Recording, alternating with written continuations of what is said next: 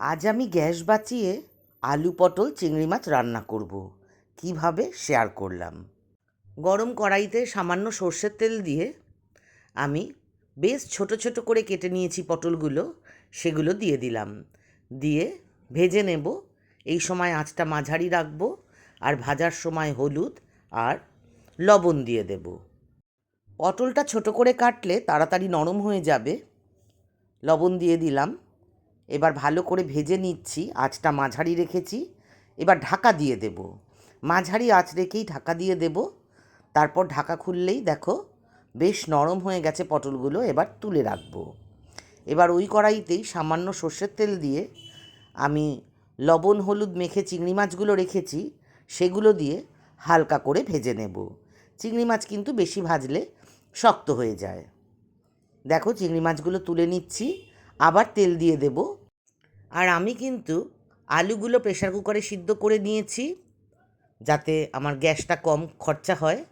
ওই তেলে দিয়ে দিলাম তেজপাতা আর শুকনো লঙ্কা ফোড়ন। এবার দিয়ে দেব পেঁয়াজ কুচি।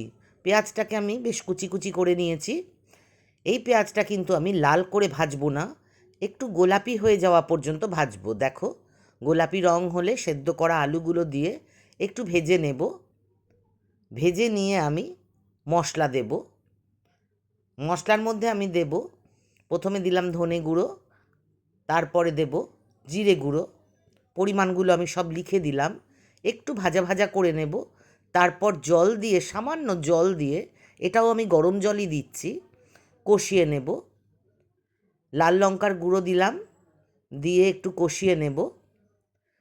আর গরম জল করে নিয়েছি আমি ইলেকট্রিক কেটলিতে, সেটা দিয়ে ঝোল দেব। তার আগে আমি ভাজা পটল আর চিংড়ি মাছগুলোও দিয়ে দিলাম, দিয়ে ফুটন্ত গরম জল দিয়ে দিলাম। ঝোলটা নিজের ইচ্ছে মতো দেবো। আজ আমি একটু ঝোল রাখবো, যেহেতু আমি ডাল রান্না করব না। টমেটোগুলো দিয়ে দিলাম। টমেটো আমি কষাইনি, এর মধ্যে দিয়ে দিলাম। দিয়ে লবণ দিয়ে দেব পরিমাণ মতন, একটু চিনিও দেব। যারা চিনি খাও না তারা দেবে না। ভালো করে নাড়াচাড়া করছি। এরপরে আমি ঢাকা দিয়ে দেব। আমার ট্রাইপডটা আমার নাতি ভেঙে ফেলেছে, তাই এরকম অদ্ভুতভাবে ভিডিও হচ্ছে। দিয়ে দিলাম গরম মশলার গুঁড়ো। এই পদ্ধতিতে রান্না করলে কিন্তু সময়টা কম লাগবে, গ্যাসও কম খরচা হবে। দেখো গরম জল দিয়েছি তো ওই ফুটে উঠেছে। ঘি দিয়ে দিলাম। সব কিছু তো আগেই নরম করে নেওয়া, সেদ্ধ করে নেওয়া।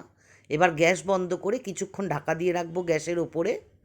খুললে দেখো এরকম দেখতে হয়েছে। আজ তোমাদের সঙ্গে কচু পাতা চিংড়ির রেসিপিটা শেয়ার করব। প্রথমেই গ্যাসে জলে লবণ দিয়ে গরম করে নেব। তারপর কচু পাতাগুলো খুব ভালো করে ধুয়ে এইভাবে কেটে নেব। ডাঁটাগুলো ফেলে দেব।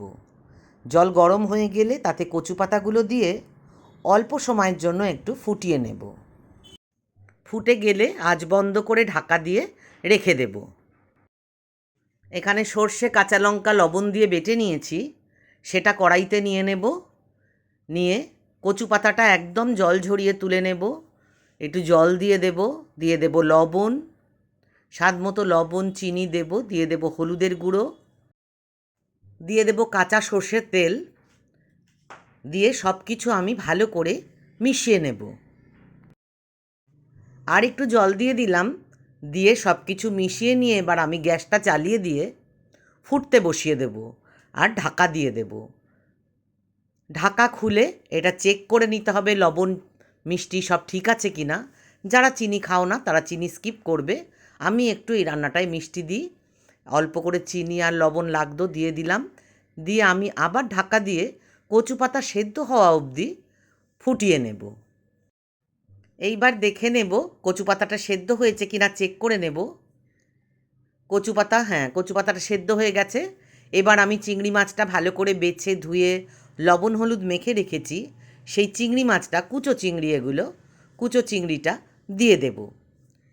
দেখো চিংড়ি মাছটা দিয়েও আমি একটু নাড়াচাড়া করে দেখে নিচ্ছি। আর অল্প জল দিতে হবে, কারণ ফুটবে। ওই বাটিটা ধুয়েই আমি অল্প করে জল দিয়ে দিলাম। জল দিয়ে মিশিয়ে মিশিয়ে দেখতে হবে, এতে তো ঝোল থাকবে না, তাই জলটা খুব অল্প অল্প করে বুঝে বুঝে দিতে হবে। আর একটু জল দিয়ে দিলাম। এবার আমি ফুটতে বসাবো। ঢাকা দিয়ে দেব, চিংড়ি মাছ থেকেও কিছুটা জল বেরোবে। আমি কাঁচা লঙ্কা দিয়ে দিলাম, আবার দিয়ে দিচ্ছি একটু কাঁচা সর্ষের তেল। শেষকালে কাঁচা সর্ষের তেল দিলে সর্ষে বাটার রান্নায় সেটা স্বাদে গন্ধে অতুলনীয় হয়। ঢাকা দিয়ে আমি ফুটিয়ে নিয়েছি। আঁচ কমিয়ে বাড়িয়েই এই রান্নাটা করতে হবে। একদম শেষে দিয়ে দিতে হবে নারকোল। আমি নারকোলের গুঁড়ো ইউজ করছি, তোমরা চাইলে নারকোল কোড়াও ইউজ করতে পারো। বড় বড় 2 চামচ নারকোলের গুঁড়ো দিয়ে দিলাম। দিয়ে আমি ভালো করে মিশিয়ে আঁচ একদম কমিয়ে ঢাকা দিয়ে অল্প সময় রান্না করে নেব।